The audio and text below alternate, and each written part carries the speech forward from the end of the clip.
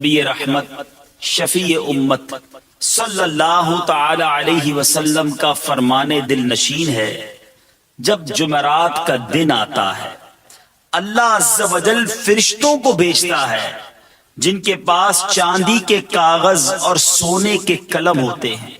وہ جمعرات اور شب جمعہ مجھ پر کثرت سے درود پاک پڑھنے والوں کے نام لکھتے ہیں۔ جتنا ہو سکے شب جمعہ پھر روز جمعہ درود پاک کثرت سے پڑھیں، انشاءاللہ اس کی خاص برکتیں نصیب ہوں گی۔ سرکار دو عالم صلی اللہ علیہ وسلم نے فرمایا صدقہ برائی کے 70 دروازے بند کرتا ہے۔ آقا فرماتے جو اللہ کی رضا کی خاطر صدقہ کرے تو وہ صدقہ اس کے اور آگ کے درمیان آڑ بن جاتا ہے۔ ایک اور جگہ نبی پاک علیہ السلام نے فرمایا صدقہ دو، صدقے کے ذریعے اپنے مریضوں کا مداوا کرو، بے شک صدقہ حادثات اور بیماریوں کی روک تھام کرتا ہے اور یہ تمہارے اعمال اور نیکیوں میں اضافے کا باعث ہے۔ میں سوال کرتا ہوں اس شخص سے جو کہتا ہے میں نے 1000 دیے 10,000 نہیں ہوئے۔ آپ نے 1000 دیے اور باہر جا کر آپ کا ایکسیڈنٹ ہونے والا تھا۔ صدقہ برائی کو روکتا ہے نا، بلا کو روکتا ہے۔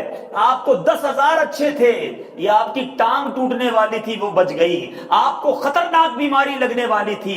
حدیث پاک میں یہاں تک آتا ہے کہ صدقہ رب تعالیٰ کے غضب کو بجھاتا ہے، بری موت کو دفع کرتا ہے۔ اور سنو میرے آقا فرماتے ہیں صبح سویرے صدقہ کرو کہ بلا صدقے سے آگے قدم نہیں بڑھاتی، انٹرسیپٹ کر دیتا ہے، روک لیتا ہے، بیچ میں آ جاتا ہے صدقہ بلا کے درمیان۔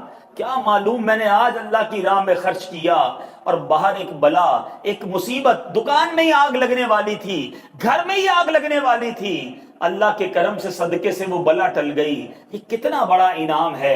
تو اے میرے میٹھے اسلامی بھائیوں، مدنی چینل کے ناظرین ہمیشہ یاد رکھیں، بلاؤں سے بچنا چاہتے ہیں، مصیبتوں سے بچنا چاہتے ہیں، اپنے مال میں برکت چاہتے ہیں، بری موت سے بچنا چاہتے ہیں، عمر میں اضافہ چاہتے ہیں، آپ صدقہ دینے کے عادی بن جائیے، اللہ کی راہ میں خرچ کرنے کے عادی بنیے۔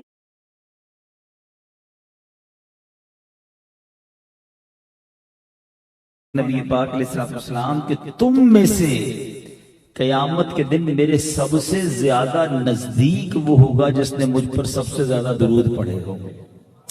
اب اس کا مطلب یہ ہوا کہ درود پاک قرب مصطفیٰ صلی اللہ تعالی علیہ وسلم کا ذریعہ ہے، طریقہ ہے، گیٹ پاس ہے۔ اب آپ نے فیصلہ کرنا ہے کہ قیامت کے دن پیارے آقا کے قریب رہنا ہے یا معاذ اللہ ثم معاذ اللہ ان کی دیدار سے بھی محروم رہنا ہے۔ اب اپنی زندگی میں درود پاک کو شامل کریں، چلتے پھرتے اٹھتے بیٹھتے درود پاک پڑھیں، انشاءاللہ اس کی فضائل، اس کی برکتیں دنیا میں بھی دیکھیں گے اور آخرت میں بھی دیکھیں گے۔ حضرت حبیب عجمی رحمت اللہ تعالی اللہ کے ولی ہیں، ایک شخص آپ کا جاننے والا تھا، دوست تھا، اور مکہ مکرمہ زیارت کے لیے جا رہا تھا، طواف کے لیے، عمرے کے لیے۔ کہتا ہے حضرت یہ 10,000 درہم آپ کو دیتا ہوں، اس میں سے اس پیسوں سے ایک اچھا سا گھر خرید لیجئے گا، میں ذرا سفر کر کے جب واپس بصرہ آؤں تو مجھے رہنا ہے یہاں پر، آپ ماشاءاللہ ایماندار آدمی ہیں، مجھے فیور کیجئے گا، میرے ان پیسوں سے گھر خرید لیجئے گا۔ حضرت حبیب عجمی نے اس سے پیسے لیے، وہ بندہ چلا گیا مکے۔ اتفاق ایسا ہوا کہ ان دنوں بصرہ کے اندر آٹے کی، اناج کی قلت ہو گئی، لوگ بڑے پریشان، کھانے پینے کی تنگی ہو گئی۔ آپ نے 10,000 درہم جو اس نے دیے تھے اس کا آٹا خریدا اور غریبوں میں صدقہ کر دیا۔ دوستوں نے کہا حضرت یہ آپ نے کیا کیا؟ پیسے اس نے آپ کے پاس امانت رکھوائے تھے۔ آپ نے فرمایا گھبراؤ نہیں، وہ آئے گا، اس کو ایک آفر کروں گا، قبول کرے گا تو ٹھیک ہے، ورنہ پیسے اس کو واپس مل جائیں گے۔ بہرحال وہ بندہ سفر کر کے آیا، کہتا حضرت وہ گھر خرید لیا آپ نے میرے لیے، میں نے پیسے دیے تھے آپ۔ حضرت حبیب عجمی رحمت اللہ تعالیٰ کہتے ہیں ہاں گھر خرید لیا ہے، باغ بھی ہیں، نہریں بھی ہیں، درخت بھی ہیں اس میں۔ کہا اچھا بیوٹیفل، میں رہنا چاہوں گا اس گھر میں۔ فرمایا یہ گھر میں نے تمہارے لیے اللہ سے جنت میں خریدا ہے، تمہاری مرضی ہے وہ گھر لے لو یا پیسے واپس لے لو۔ تھا بڑا عقیدت مند، اولیاء اللہ کے تصرفات اور ان کے کمالات کو مانتا تھا۔ اپنی بیوی سے مشورہ کرنے گیا کہ کہ دیکھو پیسے میں نے دیے تھے حضرت حبیب اجمی کو کہ گھر خرید لیں، ہم رہیں گے اس میں، مگر وہ کہتے ہیں ان پیسوں کے بدلے میں نے اللہ سے جنت میں گھر خریدا ہے، بتاؤ کیا کروں، پیسے واپس لے لوں یا آفر قبول کر لوں؟ بیوی بھی سبحان اللہ اللہ والوں کی ماننے والی تھی، کہتے ایسا کرو حبیب اجمی رحمت اللہ تعالی علیہ سے جا کے کہو کہ جو آپ کہہ رہے ہیں نا یہ لکھ کر دے دیں، ضمانت لکھ کر دے دیں کہ ہمیں اللہ تبارک و تعالیٰ کی طرف سے جنت میں گھر ملے گا۔ یہ آئے واپس کہتے ہیں حضور آپ ذرا لکھ کر دے دیں، ضمانت دے دیں، کوئی رسید تو دینا کہ آپ جنت میں گھر دے رہے ہیں۔ تو حضرت حبیب اجمی رحمت اللہ تعالیٰ نے ایک مکتوب لکھا، بسم اللہ الرحمن الرحیم، یہ ضمانت حبیب اجمی کی طرف سے فلاں فلاں شخص کے لیے ہے کہ جس نے 10,000 درہم اللہ کی راہ میں صدقہ کر کے فلاں بندے کے لیے جنت میں گھر خریدا ہے۔ اب اللہ کی رحمت پر امید ہے کہ حبیب اجمی کے اس وعدے کو پورا کر دے۔ اس طرح کا ایک مضمون لکھ کر اس کو دے دیا۔ وہ بڑا عقیدت مند تھا، اس نے وصیت کی مر جاؤں تو کفن میں ایک پرچہ ڈال دینا۔ اس کا انتقال ہوا، حسب وصیت یہ پرچہ اس کے کفن میں ڈال دیا گیا۔ صبح ہوئی تو اس کی قبر پر ایک رکا پڑا ہوا تھا۔ دیکھنے والوں نے دیکھا کہ یہ برات نامہ ہے حبیب اجمی کے لیے کہ جو اس نے اللہ کے ذمہ کرم پر جو نیت کی تھی اس بندے کے لیے، اللہ تعالیٰ نے ایسا ایسا محل وہ گھر جنت میں اس کو عطا فرما دیا۔ لوگ وہ پرچہ لے کے حبیب اجمی کے پاس آیا، آپ بہت روئے، کہتے یہ اس شخص کے لیے برات نامہ نہیں ہے، میرے لیے بھی تو برات نامہ ہے، میرے رب نے میری لاج رکھ لی، میرے کہے کو پورا کر دیا۔ میرے میٹھے اسلامی بھائیو، یہ واقعہ اولیاء کرام کے فضائل کی کتابوں میں موجود ہے کہ اللہ کے حبیب علیہ الصلوۃ والسلام فرماتے ہیں، جس کا مضمون ہے کہ جو اللہ کے لیے مسجد بناتا ہے اللہ اس کے لیے جنت میں گھر بناتا ہے۔ یعنی آج ہم اگر مسجد بنائیں اخلاص کے ساتھ اللہ کے لیے تو رب کریم انشاءاللہ جنت میں محل عطا فرمائے گا، کیونکہ یہ نبی پاک علیہ الصلوۃ والسلام کا وعدہ ہے۔ تو پتہ یہ چلا کہ انسان دنیا میں رہ کر بھی جنت میں گھر بنا سکتا ہے، انسان دنیا میں ایسے کام کر سکتا ہے جو اس کی آخرت کو بہتر بنانے والے کام ہو، اور ان میں سے ایک بہترین کام اللہ کی راہ میں خرچ کرنا ہے، راہ خدا میں خرچ کرنا، صدقہ و خیرات کرنا۔ یہ اللہ کو کس قدر محبوب ہے۔ صدقہ بلاؤں کو ٹال دیتا ہے، صدقہ مصیبتوں کو ٹالتا ہے۔ حدیث کا مضمون ہے 70 برائیوں کے دروازوں کو بند کرتا ہے صدقہ۔ بندہ جب صدقہ دیتا ہے نا تو جب بلا اترتی ہے تو صدقہ بلا اور بندے کے درمیان آ جاتا ہے اور اس کو روکتا ہے، انٹرسپٹ کرتا ہے، بندے پر بلا نہیں آنے دیتا۔ حضرت ابو ہریرہ رضی اللہ عنہ کے پاس ایک شخص آیا، کہتا حضور بچہ سمندری سفر پر گیا ہے، آپ دعا کر دیں خیر سے آ جائے۔ تو حضرت ابو ہریرہ نے فرمایا ایسا کرو صدقہ دے دو۔ صدقہ دے دیا۔ اب وہاں جس وقت یہ صدقہ دے رہا تھا نا وہاں موجوں میں جہاز گھرا ہوا تھا، ڈوبنے کے قریب تھا کہ اچانک جہاز والوں نے سنا کہ کوئی ندا آئی کہ اے لوگوں تمہارا فدیہ صدقہ قبول کر لیا گیا ہے۔ اور پھر جہاز نارمل ہوا اور سفر کمپلیٹ ہوا۔ وہ بیٹا آ کر باپ کو بتاتا ہے کہ عجیب معاملہ ہو گیا تھا، جہاز ڈوبنے کے قریب تھا، پھر ہمیں یہ آواز آئی کہ تمہاری طرف سے جو فدیہ جو صدقہ دیا گیا وہ قبول ہو گیا۔ تو اس شخص نے کہا کہ مجھے حضرت ابو ہریرہ رضی اللہ تعالیٰ عنہ نے کہا تھا کہ بچہ سمندر کے سفر پر ہے، تم صدقہ دے دو۔ تو اے میرے میٹھے اسلامی بھائیوں، صدقہ بلاؤں کو، آفتوں کو، مصیبتوں کو ٹالتا ہے۔ اللہ کرے کہ ہم اللہ کی راہ میں خرچ کرنے والے بنے اور پھر خوش دلی کے ساتھ خرچ کریں۔ یہ بھی بڑا پرابلم ہے، خرچ کرتے ہیں لیکن برڈن فیل کرتے ہیں، کیا کرے بھائی دینی پڑے گی زکوٰۃ پوری ہے، زکوٰۃ تو دینا ہی ہوگا نا۔ اب زکوٰۃ بھی دیتے اور بوجھ بھی فیل کرتے ہیں۔ اللہ اکبر، یہ کبھی نہ کیا کرنا۔ جب بھی اللہ کی راہ میں خرچ کریں تو خوش دلی کے ساتھ کریں۔ سچی بات تو یہ ہے کہ دینے والا ساتھ سجدہ شکر بھی کرے کہ اے اللہ تیری مہربانی، تو نے دینے والا بنایا، مانگنے والا نہیں بنایا۔ بہت سارے لوگ بیچارے نہیں دے پاتے، مانگتے ہیں۔ اللہ نے ہمیں اگر دینے والا بنایا تو پھر شکر بھی ادا کرے۔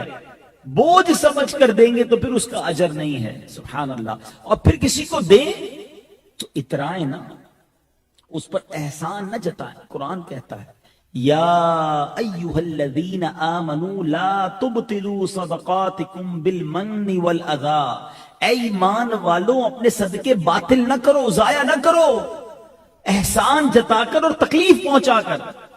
لوگ جب کسی کی مدد کرتے ہیں بعد میں اسی کو یاد دلا رہے ہوتے، یاد ہے نا قرضہ دیا تھا، بھول تو نہیں گیا، نوکری میں نے دلائی تھی، میرے پاس آیا تھا چپل پہن کر، کچھ بھی نہیں تھا، میں نے کاروبار کرنا سکھایا، آپ نے مدد کی، بڑی اچھی بات ہے۔ یہ جو اب آپ کر رہے ہیں یہ آپ غلط کر رہے ہیں، یہ آپ اپنے صدقے کو بھی ضائع کر رہے ہیں اور دل آزاری بھی کر رہے ہیں، یہ باطل ہو جاتا ہے صدقہ، نہ بتائیں کسی کو۔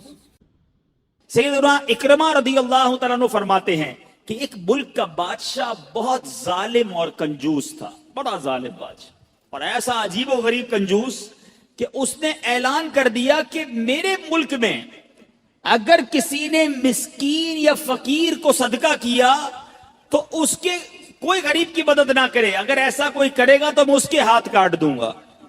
یعنی خود غریب کی مدد بھی نہیں کرنی اور پورے ملک میں بھی کوئی غریب کی مدد نہ کرے، بڑا عجیب و غریب اعلان تھا۔ اچھا جناب، اب ایک خاتون تھی، لوگ تو خوف سے ڈر گئے تھے، کوئی صدقہ نہیں دے رہا تھا، کوئی خیرات نہیں دے رہا تھا۔ ایک دن فقیر مجبور ہو کر ایک عورت کے پاس آیا اور کہا مجھے اللہ کے راہ میں کچھ دو، میں بہت بھوکا ہوں، کھانے کے لیے کچھ نہیں۔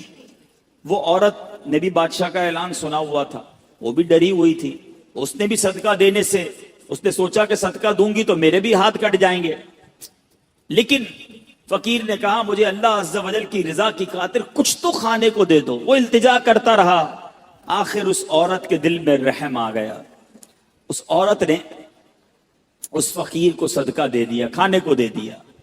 اب 2 روٹیاں دی اسے کھانے کو، فقیر روٹیاں لے کر دعائیں دیتا ہوا چلا گیا۔ بادشاہ کو پتا چل گیا کہ ملک میں ایک ایسی عورت ہے جس نے کسی فقیر کو صدقہ دیا، اس نے اپنے بندے بھیجے اور اس خدا ترس رحم دل عورت کے دونوں ہاتھ کاٹ دیے گئے، اس کے دونوں ہاتھ کٹ گئے۔ اب میٹھے اسلامی بھائیوں، کچھ عرصے کے بعد بادشاہ نے اپنی والدہ سے کہا کہ مجھے اپنی مملکت کی سب سے حسین لڑکی سے شادی کرنی ہے۔ اس کی ماں نے جب معلومات کروائی تو پتا چلا پورے ملک میں ایک لڑکی سب سے زیادہ حسین ہے، مگر اس میں ایک خامی یہ ہے کہ اس کے دونوں ہاتھ نہیں ہیں۔ اس نے بادشاہ سے کہا، بادشاہ نے لڑکی کو دیکھا، اسے پسند آئی، اس سے شادی کر لی اور وہ عورت اب ملکہ بن گئی۔ جس نے 2 روٹیاں صدقہ کی، ہاتھ کٹ گئے، اب وہ بادشاہ کی زوجہ بن گئی، بڑی زندگی آرام سے گزرنے لگی، مگر ایک اور امتحان اس کی زندگی میں باقی تھا۔ پھر کیا ہوا کہ کیونکہ اور بھی اس کی بیویاں تھیں بادشاہ کی، نئی نویلی دلہن کے ساتھ بادشاہ بہت وقت گزارتا، بڑی نوازشات کرتا، دوسری جو بیویاں تھیں وہ حسد کرتی تھیں۔ ایک مرتبہ بادشاہ طویل عرصے کے لیے ملک سے باہر گیا تو بادشاہ کی بیویوں کو اچھا موقع ملا، انہوں نے بادشاہ کو خط میں لکھا کہ تمہارے پیچھے تمہاری جو بیوی ہے، نئی دلہن جو ہے، وہ برے کام کرتی ہے، اس کا کردار اچھا نہیں۔ بادشاہ نے بغیر کسی تحقیق کے حکم دے دیا کہ میری بیوی کو اٹھایا جائے اور جنگل میں پھینک دیا جائے، محل سے نکال کر جنگل میں پھینک دو۔ اب وہ عورت جنگل میں پہنچ گئی، بیابان جنگل تھا، اس کا ایک بیٹا بھی ہو گیا تھا بادشاہ سے۔ اب اتنی دیر میں میرے میٹھے اسلامی بھائیوں، وہ عورت اس جنگل میں نہر میں پانی پینے کے لیے جھکی تو اس کے ہاتھ سے وہ بچہ بھی پانی میں گر گیا، زور زور سے رونے لگی، بچہ بھی پانی میں ہے، دونوں ہاتھ بھی نہیں ہیں، پکارے تو کسے پکارے؟ اچانک 2 خوبصورت نوجوان آئے، انہوں نے کہا آپ کیوں رو رہی ہیں؟ کہا میرا بچہ پانی میں چلا گیا ہے۔ اس نے فوراً اس نوجوان نے آگے جا کر اس بچے کو پانی سے نکالا، کہا اور آپ کو کچھ چاہیے تو بتائیے، کوئی اور آپ کی خواہش ہو تو بتائیے، کچھ اور آپ دعا کرنا چاہیں تو۔ اس عورت نے کہا کہ میرے ہاتھ مجھے واپس مل جائیں۔ ان نوجوانوں نے دعا کی، اللہ تعالیٰ نے دونوں ہاتھ بھی اسے واپس کر دیے۔ اب وہ نوجوانوں نے اس عورت کو کہا کہ آپ جانتی ہیں ہم کون ہیں، ہم دونوں کون ہیں؟ تو عورت نے کہا میں تو نہیں جانتی، البتہ یہ معلوم ہے آپ کی برکت سے میرا بچہ بھی مل گیا، میرے ہاتھ بھی واپس آ گئے۔ وہ 2 نوجوان کہتے ہیں ہم تیری وہی 2 روٹیاں ہیں جو تو نے غریب سائل کو دی تھی۔ صدقہ اللہ کی راہ میں خرچ کرنا کب کہاں کام آتا ہے؟ اس عورت کو 2 روٹیوں کے بدلے 20 روٹیاں نہیں ملی، حضرت رابعہ بصریہ کو 20 روٹیاں ملی تھی۔ ہو سکتا ہے کوئی کیلکولیشن کرنے والا کہے یار میں 1000 روپے دوں گا 1 لاکھ روپے مل جائیں گے، نہیں ملے، مگر اس کو ہاتھ واپس مل گئے۔ بچہ واپس مل گیا. کیا معلوم مجھ پر اور آپ پر کوئی بلا آنے والی ہو, کوئی مصیبت آنے والی ہو, کوئی بیماری آنے والی ہو. اگر اللہ کی راہ میں صدقہ دیں, کسی غریب کی مدد کریں اور اس کے دل سے دعا نکلے اور اللہ کریم ہم سے وہ مصیبت کو ٹال دے, تو اے میرے میٹھے اسلامی بھائیوں, مدنی چینل کے ناظرین, بعض اوقات جب صدقہ اور خیرات کی بات آتی ہے تو بعض لوگوں کے ذہنوں میں یہ بات آتی ہے, میں تو خود غریب ہوں, میں تو خود پریشان ہوں, میں تو خود نوکری کرتا ہوں, میں تو خود کرائے کے گھر میں رہتا ہوں, ارے میں صدقہ اور خیرات کیسے دوں. یہ غلطی ہے میرے میٹھے اسلامی بھائیوں. یاد رکھیے, اللہ تبارک و تعالیٰ کی بارگاہ میں اخلاص دیکھا جاتا ہے. رب کی بارگاہ میں کوانٹٹی نہیں, کوالٹی دیکھی جاتی ہے. کوئی لاکھوں صدقہ کرے, اخلاص نہیں, اس کے صدقے کا کوئی فائدہ نہیں. کوئی 1 روپیہ صدقہ کرے اور اللہ کی رضا کے لیے اخلاص کے ساتھ کرے, کیا معلوم وہی روپیہ اس کی مغفرت کا ذریعہ بن جائے. تو نیت بارگاہ الہی میں دیکھی جاتی ہے. یہ گویا اللہ سے کاروبار ہے. اس کو خرچ کرتے وقت دل میں ملال نہ لانا. اللہ نے تھوڑے دیے ہیں, تھوڑے خرچ کرتے رہو, جب وہ زیادہ عطا فرمائے زیادہ خرچ کرتے رہو, اللہ کی راہ میں خرچ کرتے رہا کرو. وہ رب کریم تمہارا ملٹیپلائی کر کر بہت زیادہ بڑھا کر تمہیں عطا فرمائے گا. حضرت عیسیٰ علیہ السلام کے زمانے میں ایک دھوبی تھا, لوگوں کے کپڑے آپس میں تبدیل کر دیتا تھا. تو لوگوں نے حضرت عیسیٰ علیہ السلام کو اس کے بارے میں بتایا کہ حضور یہ بندہ بڑا گڑبڑ بندہ ہے, سب کے کپڑے ملا دیتا ہے, تو آپ جو ہے اس بندے کے لیے کچھ کیجیے. آپ نے اللہ کی بارگاہ میں اس کی ہلاکت کی دعا کر دی. دھوبی اپنے معمول سے گھر سے نکلا, اس کے پاس 3 روٹیاں تھیں. ایک سائل آیا تو اس نے ایک روٹی اسے دے دی. سائل نے دعا دی, اللہ تعالیٰ تجھ سے آفات سماویہ یعنی آسمانی آفتیں سے تجھے بچا لے. دھوبی نے اس دعا سے بڑا متاثر ہوا, ایک اور روٹی دے دی. اس پر اس سائل نے دعا کی کہ اللہ تعالیٰ تجھے جملہ آفتوں سے محفوظ رکھے. اس نے تیسری روٹی بھی دے دی. اس سائل نے دعا کی اللہ تعالیٰ تجھے توبہ کی بھی توفیق عطا فرمائے. اب ایک بڑا سانپ جو ہے اس کی گٹھڑی میں داخل ہو چکا تھا, کیونکہ اب اس کی ہلاکت کی دعا ہو گئی تھی. اس سانپ کی گویا قدرتی یہ ڈیوٹی لگائی گئی تھی کہ اس دھوبی کو کاٹنا ہے. جب دھوبی کپڑے لینے کے ارادے سے اس نے گٹھڑی کے اندر ہاتھ ڈالا تو فرشتے نے اس سانپ کو لوہے کی ایک لگام ڈال دی اور وہ دھوبی سلامتی کے ساتھ واپس آ گیا. دھوبی کو پتہ ہی نہیں چلا کیا ہوا ہے. لوگوں نے حضرت عیسیٰ علیہ السلام سے عرض کی کہ اے روح اللہ, دھوبی تو صحیح سلامت واپس آ گیا, آپ نے تو اس کی ہلاکت کی دعا کی تھی, آپ تو اللہ کے نبی ہیں. ذرا سنو, حضرت عیسیٰ علیہ السلام نے اس دھوبی کو بلایا, فرمایا بتاؤ تم نے کون سی بھلائی کی ہے. کہتا 3 روٹیاں تھیں, وہ تینوں اللہ کی راہ میں صدقہ کی, اور وہ مجھے فقیر جو تھا وہ ہاتھ اٹھا اٹھا کر جھولیاں اٹھا اٹھا کر دعائیں دیتا رہا. تو آپ علیہ السلام نے اس سانپ سے پوچھا کہ تم نے اسے قتل کیوں نہیں کیا. تو سانپ نے عرض کی اے اللہ کے نبی, اللہ عز و جل نے آپ کی دعا قبول فرما لی تھی اور مجھے اس کو ہلاک کرنے کے لیے بھیجا تھا. جب اس دھوبی نے سائل کو صدقہ دیا تو ایک فرشتے نے آ کر مجھے لوہے کی لگام ڈال دی. لوگوں نے یہ بات سنی, دھوبی نے یہ بات سنی, اسے بڑا تعجب ہوا کہ اتنا گناہگار, میں لوگوں کو اتنی تکلیف پہنچانے والا, صرف ایک نیکی کی اور مجھے آفت سے بچا لیا گیا. اس دھوبی نے توبہ کر لی کیونکہ اس سائل نے توبہ کی بھی دعا کی تھی. تو پتہ یہ چلا آفتوں سے بچنا چاہتے ہیں, مصیبتوں سے بچنا چاہتے ہیں, اپنے نام کا بھی, بچوں کے نام کا بھی, فیملی کے ہر فرد کے نام پر صدقہ نکالتے رہیں کہ یا اللہ صدقے کی برکت سے ان بلاؤں ان وباؤں سے بچا. پاورفل اللہ تعالیٰ کی طرف سے مخلوق کون سی ہے؟ تو کسی نے کہا کہ پہاڑ, ماؤنٹینز بہت بڑے ہیں, اتنے زبردست قوی. تو دوسرا فرشتہ کہتا ہے نہیں لوہا, کیونکہ لوہا پہاڑ کو بھی کاٹ دیتا ہے. تیسرے نے کہا نہیں آگ, آگ تو لوہے کو بھی پگھلا دیتی ہے. ایک اور فرشتہ کہتا ہے پانی, پانی تو آگ کو بھی بجھا دیتا ہے. تو اگلے نے کہا ہوا, ہوا پانی کو بھی بہا دیتی ہے. Confusion, which is the powerful creation of اللہ سبحانہ و تعالیٰ. سب سے زیادہ پاورفل چیز کون سی ہے؟ فرشتوں نے اللہ کی بارگاہ میں عرض کیا مولا تو ہی بتا دے, تیری سب سے مضبوط طاقتور مخلوق کون سی ہے؟ اللہ فرماتا ہے میرا وہ بندہ جو دائیں ہاتھ سے صدقہ کرے اس کے بائیں ہاتھ کو پتہ نہ ہو. یہ سب سے زیادہ میری مضبوط مخلوق ہے, طاقتور مخلوق ہے. ہاں یہ ہے بڑا مشکل کام, ادھر صدقہ دو ادھر پیٹ میں درد شروع ہو جاتا ہے. اعلان تو ہونا چاہیے نا. اب نیکی کر لی نا تو اب چین سے بیٹھنے نہیں دیتا. یار کوئی طریقہ تو بتاؤ کہ میں نے بھی یہ نیکی کی ہے, میں نے تہجد پڑھی ہے آج. اب تہجد اکیلے میں پڑھتا ہے انسان, گھر میں بیٹھ کوئی نہیں دیکھ رہا, مگر صبح اٹھ کر اسے ٹینشن شروع ہوگی کہ یار سامنے والے کو کس بہانے سے بتاؤں کہ میں نے تہجد پڑھی. یار آج بہت تھکا ہوا ہوں, خیریت تو ہے, بس وہ تہجد میں اٹھ جاتا ہوں نا. اچھا ماشاءاللہ آپ تہجد بھی پڑھتے ہیں. اچھا اس نے یہ کہنا ہے اور ادھر دل میں ٹھنڈک, چلو بھائی وصولی ہو گئی. وصولی نہیں ہوئی, آپ کی تہجد چلی گئی, کیونکہ آپ نے تو بتانے کے لیے کیا نا یہ عمل. ہم کیوں بتانا چاہتے ہیں کہ میں نے اکیلے میں کیا عمل کیا؟ تو صدقہ خیرات بہت بڑی نیکی, بہت کمال کا کام ہے, لیکن اصل بات یہ ہے کہ اللہ کی رضا کے لیے کرتے رہنا, اس سے روکے نا اپنے ہاتھ کو. ہمارے بزرگان دین کا مائنڈ سیٹ اللہ اکبر اتنا مضبوط تھا, اتنا یقین کامل تھا. ایک بزرگ کے بارے میں آتا ہے, ان کے گھر پر کوئی سائل آیا تو انہوں نے اپنی زوجہ سے کہا کہ گھر میں کچھ ہے؟ تو آپ کی زوجہ نے کہا 4 ہی انڈے ہیں. فرمایا اچھا 4 ہیں, چاروں ہی دے دو اس کو, چاروں انڈے دے دو. تھوڑی دیر ہوئی تو دروازے میں دستک ہوئی. کہا آپ کے کسی قریبی جاننے والے دوست نے انڈے بھجوائے, ٹوکری بھجوائی. بہت مسکرایا اور بیوی سے کہا گنو کتنے ہیں. زوجہ نے کاؤنٹ کیا تو 30 تھے. فرمایا دیے تو 4 تھے نا, 40 ہونے چاہیے تھے. اتنا پکا یقین تھا کہ ایک کا 10 ملے گا. تو بیوی کہتی 30 ہیں سالم, تو پورے انڈے ہیں, 10 جو ہے نا وہ ٹوٹے ہوئے ہیں. فرمایا سچ بتاؤ تم نے کیسے دیے تھے؟